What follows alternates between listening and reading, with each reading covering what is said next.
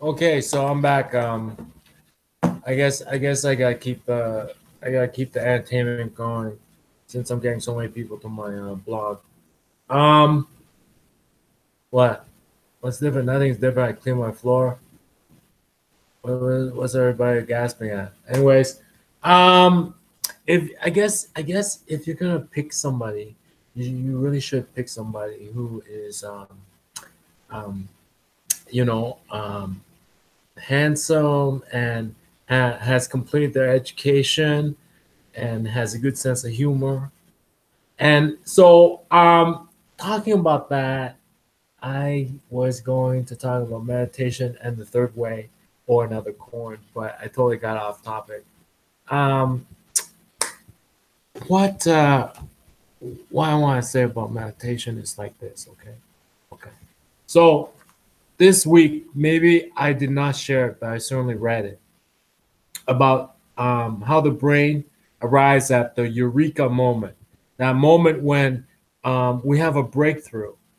Um, and it's not just like geniuses, but it's just ordinary people, right? And sometimes something's just like bothering you or something, like an idea or something, and one day it just dawns on you what to do. Oh, and so they studied the brain and they realized that even though, okay, even though you're not consciously thinking about it, say because there's something weighing on your mind, right? But there are more urgent things, like you gotta cook for your family, or you got like a term paper, or you got something weighing on your mind, but it's personal, and you have to put it aside at work. But your brain actually is still working on it, what they call the subconscious part of your brain.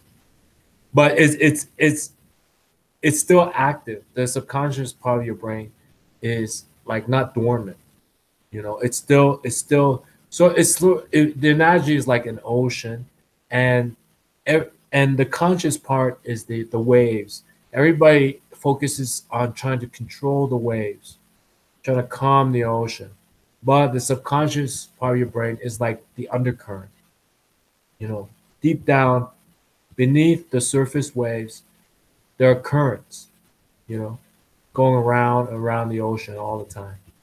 So your subconscious brain is not dormant, um, and it's and it's always working. Like, say you got a problem, right? And if you're thinking about it, you know, consciously, that's floating on the surface of the waves.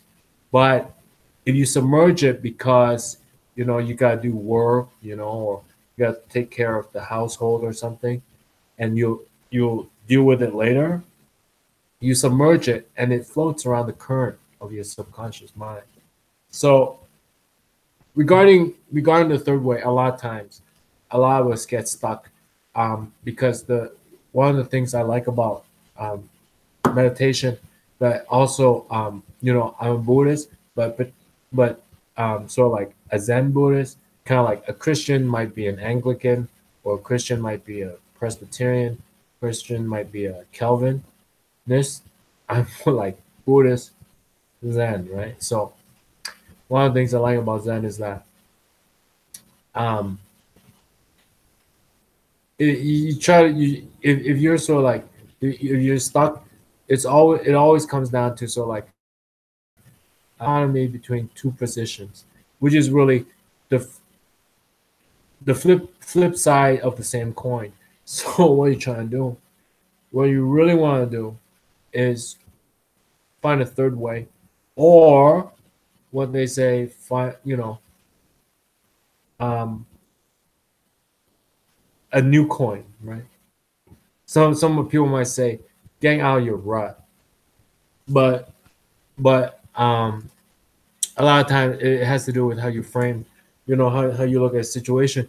But then a lot of people, one of the things I discussed earlier in my video log was that a lot of when people watch movies or when they read books, and they think like in real life, if their life is similar, it will end that way. It's a little bit like fatalistic. But what we came to reason is that movies and books are about specific characters who either die or have a happy ending, but it's not about everything that's possible in the world, right? And that's sort of like, and so why do we meditate? We meditate in order to, all right, say that problem really is on the surface of the waves, like on top, you're dealing with it consciously, but you can't imagine. So far, you have not been able to find that sort of like third side, you know. Every coin has two sides. You can't find that third side, that alternative, and you don't have the time or resources to go back to school, all this stuff. So what you do when you meditate, like, and all meditation is, we learned earlier this week, all you have to do is go like this. You go 1, 2, and I'll tell you something. They say in that exercise, you count to 10, right? With the inhale, exhale, count to 10, but without getting distracted. 1, 2, 3, 4, 5, 6, like without getting distracted. You get distracted, you have to go back to like, you can't be like on number 4 and then open it. Hey, put that down. Hey, you kid, go back to school or whatever, and then go back to number 5. No, if you do that, you have to start at 1 again. Right? That's why meditation is sort of like resistance training. Right? It's like you're counting from 1 to 10, right? And then at 8, you open your eyes and you start like fidgeting and stuff, and then you go 9, 10. You can't. If you do that, you have to start at 1 again. So the whole point is from 1 to 10, right? Undistracted. And I'll tell you something. A real Zen master can count to like 1 to 1,000,000, undistracted, without forgetting his spot, without being distracted. Just like sit there all day, 1 to 1,000,000. I can count to like 1 to like 100,000 without getting distracted if I wanted to. Crazy, right? So, what was I gonna say? So when you do that, the fun. Okay, so back to like like the dichotomy between like two sides, two alternatives. But when you do that, you sort of like seize up your brain. Like you're telling your brain to shut up, and then from the depths of those currents, those unconscious mind, something just boop, pops up. And it's quite amazing how easily these insights come to you. By the time you get to like 100,000, when you're done, it's like you look back at your problem, it's like, oh, it's nothing. I kid you not. I kid you not. So it's partly why I do it. It's like getting your university degree. You don't do it just because it looks pretty on the wall. You do it to win. You kidding me? If like school and stuff and all this stuff didn't pay off, like to win, like shooting hoops, same thing, right? I'd still be just riding my BMX and playing in the dirt with marbles and reading comic books at like 43. If that was how the world works, 44. If that was how the world works, I'd still just be doing that. I only do this stuff to win. Okay, so what is everybody looking at? How am I so different now?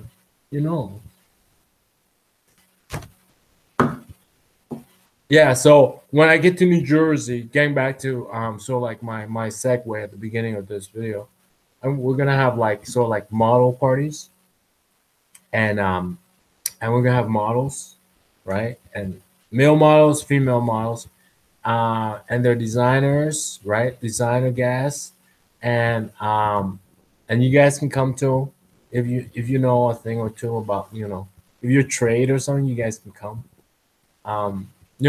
Everybody who comes has to have something like useful, like free advice. Free advice.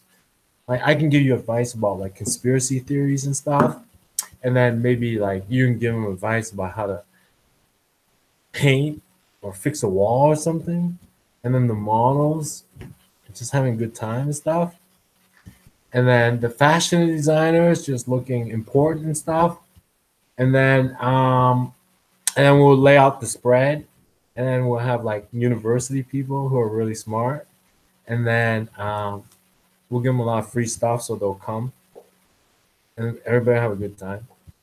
So that's what I plan to do in New Jersey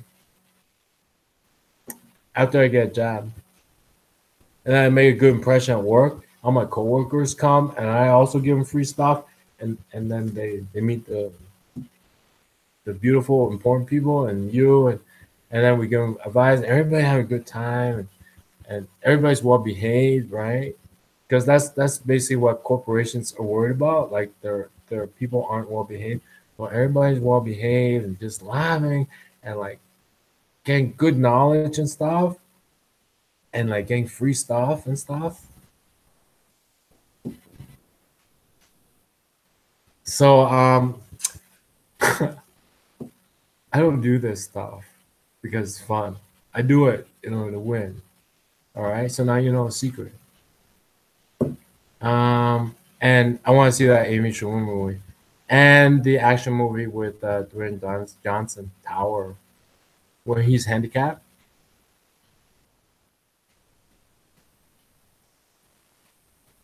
Okay, so if I log out, I'm just gonna watch TV. I'll see you guys later. Bye bye.